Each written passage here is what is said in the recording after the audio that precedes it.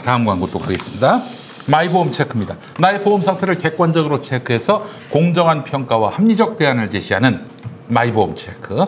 마이보험 체크는 보험 가입자의 이익을 최우선으로 합니다. 그 증거, 마이보험 체크를 통해서 계약한 장기보험, 종신보험을 포함한 장기보험의 평균 보험료가 46,000원에 불과합니다.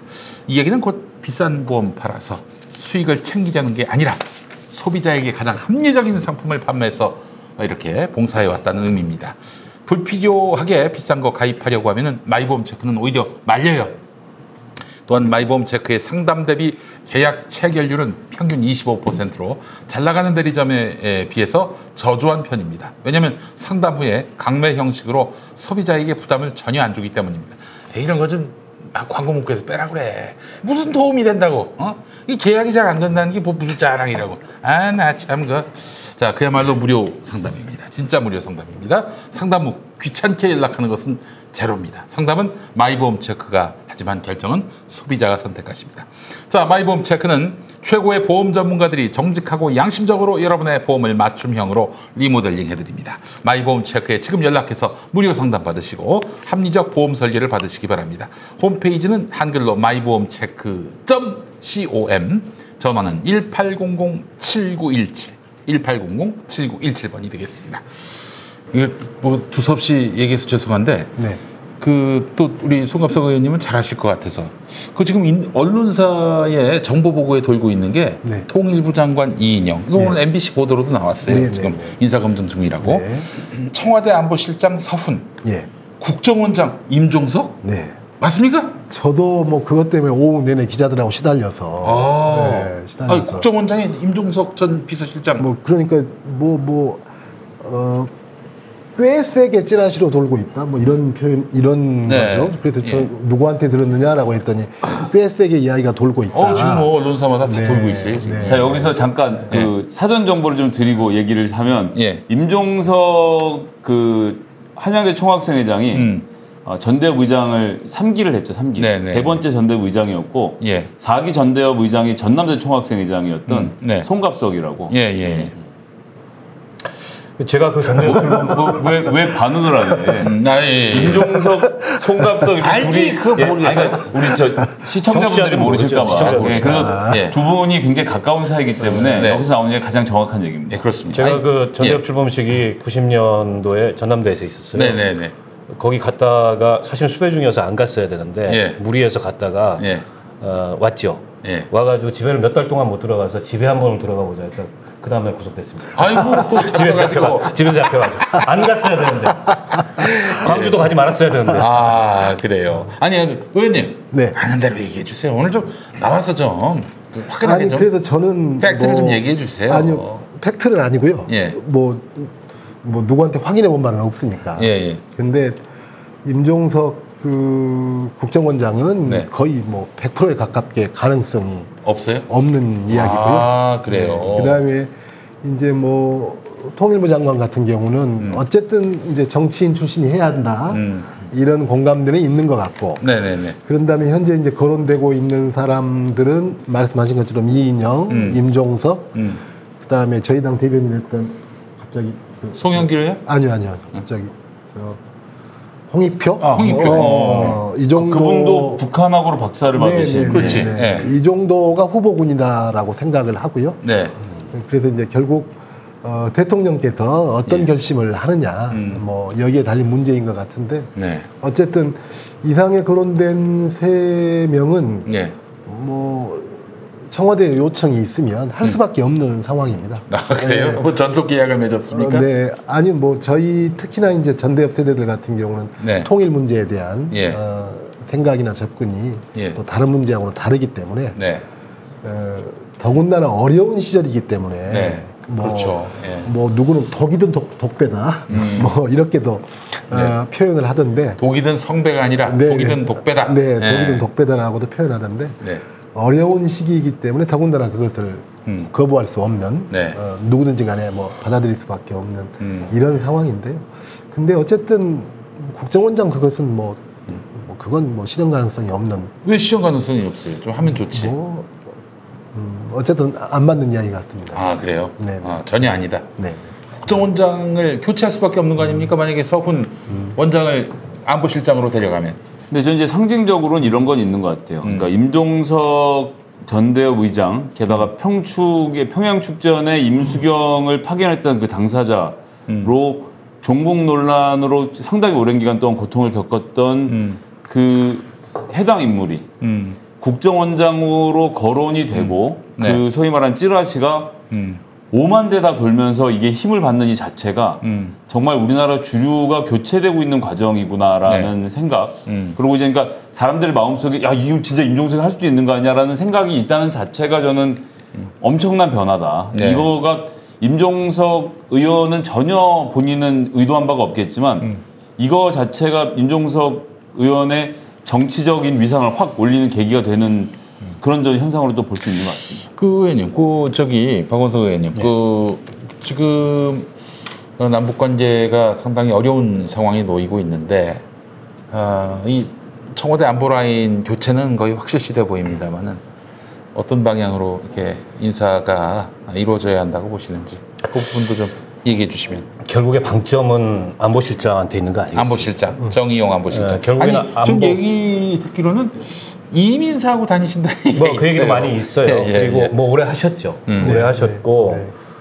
이번에 이제 김현철 통일부 장관이 물러나기는 했습니다만 진즉부터 안보실 교체 요구가 있었던 게 사실이고 이제 그분 외교관 출신이고 특히 이제 대미 정보에 굉장히 능하고 그러나 이제 이게 시스템적으로 그런 정보들이 원활하게 공유되고 이러지 못했던 측면이 있는 것 같아요. 제가 그쪽 방면 전문가들을 좀 만나보면. 네. 그리고 이번에 이제 결정적으로 특사 제안을 했는데 네. 어쨌든 저쪽이 거부를 했잖아요. 네, 네, 그러니까 네. 정의용, 서훈 이 라인을 거부를 한 거여서 네. 향후에 이제 남북 관계를 매끄럽게 이끌어 가기에도 약간 이제 한계가 있는 거 아닌가. 근데 지금까지 역할은 역할이고 바꿀 때가 됐는데 사람을 누구를 바꾸느냐도 중요한데 사람을 누구를 바꾸느냐보다 더 중요한 게 이 외교안보 라인의 시스템을 어떻게 정비할 거냐 이게 더 결정적인 문제라고 네. 보고 예. 근데 이제 사람으로 보면 대안이 별로 없다는 게 전문가들의 중론이에요. 사실은 문정인 특보 같은 분이 하면 좋은데 그럼 뭐 문정인 특보는 미국 대사 나가는 것도 반대한 상황에서 네. 안보실장 온다 그러면 뭐 가만 안 있겠죠. 그렇게 나름대로 봤을 때 지미 인사인데 그분도. 그렇긴 하죠. 근데 예. 이제 미국이 선호하는 인사는 아니죠. 예. 그런 면에서 이제 서훈 국정원장밖에 대안이 없는 거 아니냐. 외교도 알고 안보도 알고 네. 국정원장도 했기 때문에 이제 이게 뭐 유력하게 떠오르는 것 같아요. 그러나 누가 됐던 그러니까 안보실장이 뭐 훨씬 더 어떻게 보면은 좀 이 적극적인 인물이 되면 좋겠지만 그에 못 미치더라도 네. 중요한 거는 외교안보 이 시스템을 라인을 어떻게 정비해서 이게 시스템적으로 작동 가능하도록 만들 거냐 이게 훨씬 더 중요한 문제인 것 같아요. 그 미국을 완전히 무시하고 갈 수는 없겠지만은 그러나 너무 미국에게 의존하면서 그 북한과의 어떤 과감한 이런 교류와 또 민족의 미래를 함께 개척해 나가는 의지를 제대로 드러내지 못한 것 아닌가 하는 그런 이야기도 나오고 있는데 우리 그래서 송광석 일각에서는- 의원님은 진짜 네. 하실 말씀 많으시겠어요. 네, 네. 그래서 이제 일각에서는 예. 뭐 통일부의 위상을 강화시켜줘야 된다. 네. 그래서 통일부를 부총리급으로 음. 하고, 근데 또 그건 못지않게 또 중요한 문제가 NSC를 이끄는 수장을 또 통일부 장관으로 해야 한다. 이런 이야기까지 나오는 지금은 거죠. 어디죠? 지금은 안보실장이죠. 안보실장이 예. 하고 있죠. 그래서 또 우리가 또 사실은 또 외교부하고의 어떤 나름의 어떤 알력과 갈등 이런 문제도 또 만만치 않게 있거든요. 그래서 결국은 그러한 지위도 주는 것과 함께 그런 강력한 리더십을 발휘할 수 있는 사람을 통일부 장관으로 임명을 해서 네. 그렇게 해서 분위기를 쇄신해 나가는 것 이런 것들에 대한 이제 아이디어 차원에서 일각에서 이야기가 되고 있는데 저는 충분히 검토 가능한 이야기다라고 생각을 합니다. 예, 그래서 그만큼 지금 통일부 장관을 누구로 하느냐가 네. 그렇게 시스템을 조금 바꾸는 문제와 함께 네. 굉장히 중요한 문제다라고 생각을 이인영 합니다. 의원이 뭐 지금 현재 검증되고 있는 건 맞죠? 네, 그런 것 아까 같은데요. 제가 예. 말씀드린 3명 정도가 예. 3명 정도에서 나오지 않을까. 근데 이제 우리 김영민 그 PD가 네. 대미 의존성을 좀 우리가 어느 정도 벗어나야 된다. 저도 동의하는데 네. 한편으로 이런 점이 있어요. 우리 김대중 대통령 때 햇볕 정책 통해서 남북 정상회담 열고 이제 6.15 선언 이끌어내고 이 과정을 보면 남북 관계의 거의 8할은 이 한미 관계예요. 그렇죠. 예. 결국에는 한미 관계에서 미국을 설득하지 못하면 남북 관계의 진전이라는 게 이뤄내기가 굉장히 어렵습니다. 네. 지난 이제 하노이 노딜 이후에 지금까지 전개 상황을 보더라도 이건 너무 명징한 거고, 그러나 이제 한미 관계에 있어서의 그런 이제 지나친 그 미국 중심적인 우리가 끌려가는 네. 이런 외교를 해왔던 건 문제인데 남북 관계가 한미 관계를 떠나서 뭐 독자적으로 존재하는 이런 것처럼 생각하는 게 일종의 환상이다. 지금 어쨌든 우리 한미 관계나 이 오랜 이 한반도에서의 역사를 보면 결국에 남북 관계의 진전을 위해서 한미 관계가 어떠냐, 그리고 우리가 미국을 얼마나 설득할 수 있냐, 네. 이게 관건인 것 같고 그걸 할 수 있는 사람이 또 그거를 이제 과거와는 다르게 네. 과거 이렇게 미국에 좀 종속적이거나 끌려가는 역할과는 다르게 조금 더 이제 독립적으로 자주적으로 할 수 있는 그런 인물이 외교 안보 라인의 중심에 서는 게 네. 현 시점에서 굉장히 중요하지 않을까 싶어요. 예, 좀 쉽지 않은 일인데 김성애 대변인님. 미국, 그러니까 전 북한에게도 좀 얘기하고 싶은 게 네. 북한은 북미 관계를 개선하고 싶어 하거든요. 네. 근데 이제 거기에서 한국 역할이 별로 없다는 생각을 계속 하고 있는 거예요.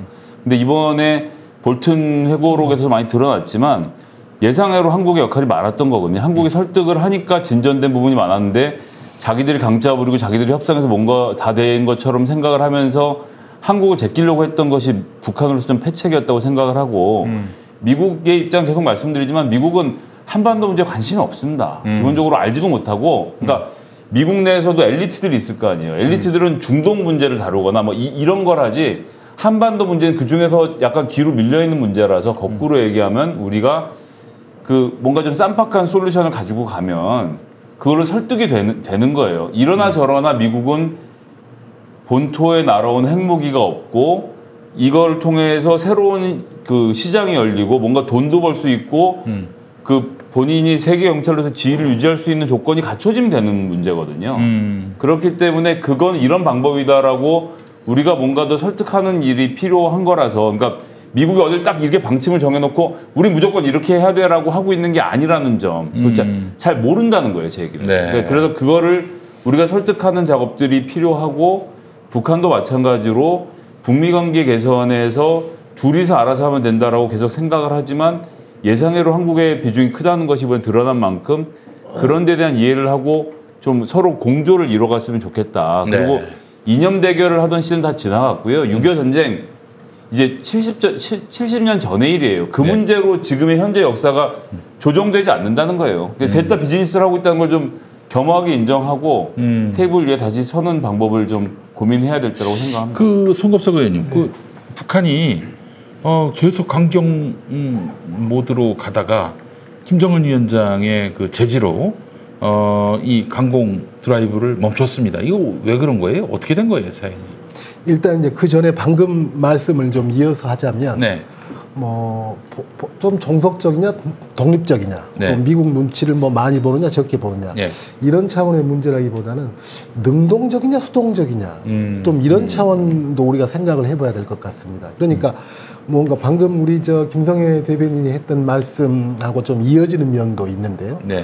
우리 쪽에서 조금은 더 과감하고 조금은 더 좀 창조적이고 이런 안을 가지고 자꾸 능동적으로 미국하고 이야기를 해야 되거든요. 네. 근데 이제 보통의 쭉 외교를 해왔던 외교 전문 라인들은 습성 자체가 그렇게 움직이는 습성이 아니거든요. 네. 그런 면에서 이제 저는 참 안타까웠던 것이 기존의 통일부 장관들이 보여왔었던 소극적인 태도. 네. 이런 것들이, 그러니까 북쪽 입장, 북측에서는 이런 것도 있었을 겁니다. 상당히 문재인 대통령을 통해서 남쪽에 대한 기대가 많았었는데 북의 태도를 변화 못 시키는 것도 그럴진데 저 정도면 남쪽에서 알아서 할 수 있는 일 같은데 그조차도 못하고 어떤 시도조차도 또 잘 못하는 개성공단이나 뭐 금강산 대단히, 관광이나 그래서 예. 도대체 쟤들은 뭐하는 이런 것들이 좀 강했던 것 같고요. 이제 방금 말씀 주신 김정은 위원장의 그런 어떤 변화. 저는 이제 첫 번째로는 플랜에 있었을 거라고 봅니다. 무슨 이야기냐면 내가 시작할 때부터 내가 이때는 내가 스톱 시킬 거야. 이런 플랜은 아니고요. 이렇게 드라이브를 걸지만은 어쨌든 우리가 보면은 이 강경 국면에서 김정은 위원장의 직접적인 목소리가 됐건 직접적인 지시사항이 됐건 이런 것은 한마디도 없었잖아요. 네. 마지막 카드도 남겨준 거죠. 이럴 때는 이렇게 하는 거고 저럴 때는 저렇게 하는 거고 몇 가지 경우의 수를 두고 카드를 남겼었는데 저는 이제 방금 말씀했던 것처럼 볼튼 회고록이나 이런 것들을 통해서 새롭게 바라보는 측면도 있었던 것 같고요. 아, 볼턴 회고록에서 예. 그래도 우리 대통령이 뭔가 진정성을 갖고 네. 어떻게든 북한을 정상 국가로 이끌기 위해서 애를 뭐 쓴 그런 면도 있었을 것 같고요. 네. 그 다음에 이쯤에서 한번 숨고르기를 한번 하는 이쯤에서 쭉 너무 해왔기 때문에 강공 드라이브로 갔으니까. 해왔기 때문에 자, 이 정도 한 것을 가지고 어느 정도 움직이는지를 한번 보자. 라고 하는 측면도 있는 것 같고 그렇게 판단을 합니다. 아, 네. 자, 그러면은 이제 약간 남북한 그냥 출렁였던 관계가 출렁였던 6월이었는데 또 계속 또 뭐 이대로 뭐 그냥 소강 상태가 계속될 수는 없는 것이고 뭔가 우리 쪽에서 그 액션이 좀 나와야 될 것 같은데 어떤 액션이 예상되세요? 그래서 일단은 뭐 인사가 또 보여주는 면이 네. 크기 때문에 우선 그 안보실장이나 통일부 장관. 그래서 이제 통일 외교 안보 라인 물론 이제 지금 뭐 강경화 장관에 대해서는 아직 뭐 별다른 이야기가 안 나오고 있지만 어쨌든 최소한 그 라인을 쇄신하는 것. 근데 쇄신하되 결국은 누구를 내세우냐가 가장 강력한 현재로서는 북에 대한 메시지 아니겠습니까? 그렇죠. 예. 뭐 전화에도 받지도 않고 네. 현재 이런 상황에서 우리는 이렇게 바꿨어 라고 하는 점에 있어서 그 인사를 잘 하는 것이 첫 번째로 물론 그런다고 해서 바로 당장 뭐 북한의 태도 변화를 이끌어오거나 이러지는 않겠지만 상당히 중요한 메시지는 될 수 있다. 이런 생각을 하고요. 그 다음에 사실은 작지 않게 영향을 미쳤을 것 같습니다. 북쪽 삐라 살포. 이제 사실은 저도 이번에 기존의 삐라를 살포했던 내용을 사실상 처음 봤어요. 네. 근데 제가 보고 깜짝 놀랐습니다.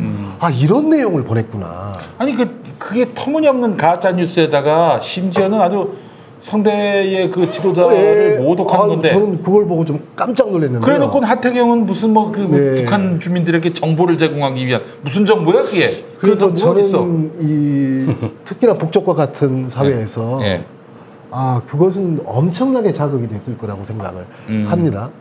그래서 그런 대북 삐라 문제에 대해서 지금 당장 할 수 있는 행정적 조치로서 그것을 못하게 하는 것. 그 다음에 이제 법적인 뒷받침을 하는 것. 그 다음에 이제 아직 뭐 저희 민주당에서 아주 구체적으로 점검, 뭐 실행을 생각하고 있거나 이러지는 않지만 그것은 아마 이제 통일부 장관이 새로 임명이 되고 왜냐하면 뭐 판문점 선언 비준 문제 같은 경우는 정부에서 먼저 넘어와야 되거든요. 그런 거기 때문에 그러한 어떤 비준 선언의 문제랄지 이런 걸로 국회 차원에서는 진행을 해야 될 것 같고요. 그다음에 새롭게 그 통일부 장관이 들어서고 이러면 뭔가 그 진전된 어떤 제안이나 이런 것들이 필요하지 않을까. 그러면 조금 분위기를 바꾸는 작업을. 다시 한번 말씀드리면 참 정동영 통일부 장관 시대 때도 그랬었고 노무현 대통령 때죠. 그 전에 김대중 대통령 때도 이랬었고 사실은 어떤 안을 가지고 아주 끈질기고 도대체 어떻게 저 사람들이 이해시킬까라고 하면서 그러한 통일 안보 라인에서 그런 노력들을 정말 집요하고 이렇게 지속적으로 했었거든요. 근데 현재는 오히려 그런 모습이 보이지 않고 이런 거기 때문에 저희가 그런 것들을 한번 제대로 시작해야 될 시점이 아닌가라고 봅니다. 네, 알겠습니다. 아이고, 뭐 역시 통일 관계에 정통하시니까 오늘 아주 굉장히 유익한 말씀 많이 주셨어요. 임종석 전 실장은 뭐 하십니까? 대북 특사 이런 건 좀 하시면 어떨까도 생각이 들고요. 그렇죠. 그래서 저는 그 시점에 왜 임종석 카드를 쓰지 않고 그런 카드를 썼을까? 참 의아하기도 하고 네. 이런데 어쨌든 지금은 뭐 낮에는 등산하고 밤에는 책을 읽는지 뭐 어쩐지는 제가 잘 모르겠고요. 전에 그 저희 그 지난 총선 때 저희 이탄희 후보가 있던 네, 용인에 네. 오셔서 마이크 잡았는데 야 완전 선수들만 보니까 그런 분이 없어요. 얼마나 연설을 잘하는지 또 정말 한 마디도 놓칠 수 없는 그런 말들을 하셨는데 그런 분이 쉰다는 게 좀 많이 아쉽긴 합니다. 예. 임종석 실장. 예. 뭐라도 지금 좀 역할을 하실 때가 된 게 아닌데 근데 정무직으로 임명직으로 가기는 좀 어려운 구조신가요? 그럼? 아닙니다. 전혀 그렇지 어디든 저 부르면 네, 네, 갈 수 있는 태세가 돼 네, 있다. 네. 알겠습니다. 예. 알겠습니다. 오늘 뭐 이렇게 벌써 1시간 반이 훌쩍 지나갔는데 못 하신 말씀 있으십니까? 아니요, 뭐 많이 했습니다. 많이 하셨어요. 예. 여기가 좋습니까? 아, 여기가 좋아요.